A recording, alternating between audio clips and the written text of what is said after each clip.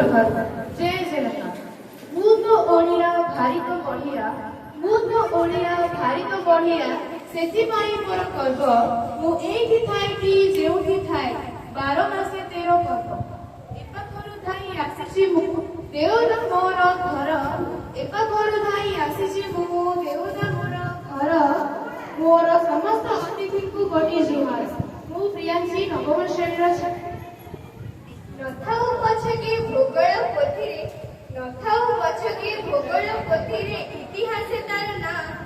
ଆମ ପାଇଁ ସେ ସବୁଠୁ ସୁନ୍ଦର, ସ୍ୱର୍ଗଠୁ ବଳି ଆମ ଗୁରୁଜୀ ଗୁରୁମା।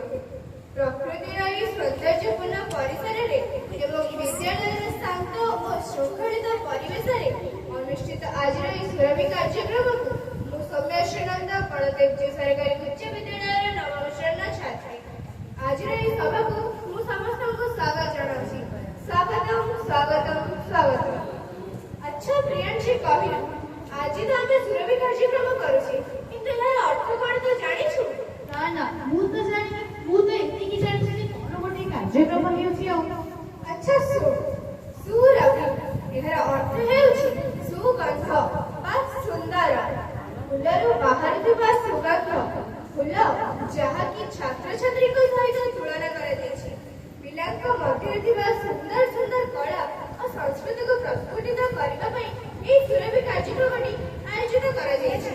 ମୁଁ ଧନ୍ୟବାଦ ଦେବି ସେହି ସୁରଭି କାର୍ଯ୍ୟକ୍ରମର ସ୍ରଷ୍ଟାଙ୍କୁ, ଯିଏ ଆଜି ପ୍ରତ୍ୟେକ ବିଦ୍ୟାଳୟରେ ଏହି ସୁରଭି କାର୍ଯ୍ୟକ୍ରମକୁ ଅନୁଷ୍ଠିତ କରିବାରେ ସକ୍ଷମ ହୋଇଛନ୍ତି। ଆମ ଭାଷା ଆଗରୁ ଆମ ସଂସ୍କୃତି ଥିଲା ମହାନ ଏବଂ ଆଜି ମଧ୍ୟ ମହାନ ଅଛି, କିନ୍ତୁ ମୋର ସେହି ସଂସ୍କୃତି ଓ ପରମ୍ପରାକୁ ନେଇ ଚଳିବା ପାଇଁ ମଣିଷ ଆଜି ଅନିବାର୍ଯ୍ୟ। ଆମ ଐତିହ୍ୟ ରୁହେ, ଆମ ପର୍ବପର୍ବାଣୀରେ ସଂସ୍କୃତି ଏବଂ ଧାର୍ମିକତା ରୁହେ, କିନ୍ତୁ ଆଜିର ସମାଜରେ ସେ ସଂସ୍କୃତି ଆଉ ନାହିଁ।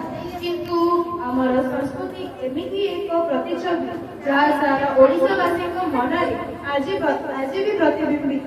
ମୁଁ ଆଶା କରୁଛି ଆଜିର ସୁରଭି ପ୍ରତିଯୋଗିତାରେ ସଂସ୍କୃତିରେ ଐତିହ୍ୟକୁ ନେଇ ଯେଉଁ ପ୍ରତିଯୋଗିତା ମାନ ରହିଛି, ସେ ସବୁକୁ ପ୍ରତିଯୋଗୀମାନେ ଏପରି ପରିଦର୍ଶନ କରିବେ କି ଯେପରି ଉପସ୍ଥିତ ସମସ୍ତ ଓଡ଼ିଶାବାସୀଙ୍କ ମନରେ ଆମର ଐତିହ୍ୟ ଏବଂ ସଂସ୍କୃତିକୁ ପୁନର୍ଜୀବିତ କରିବ।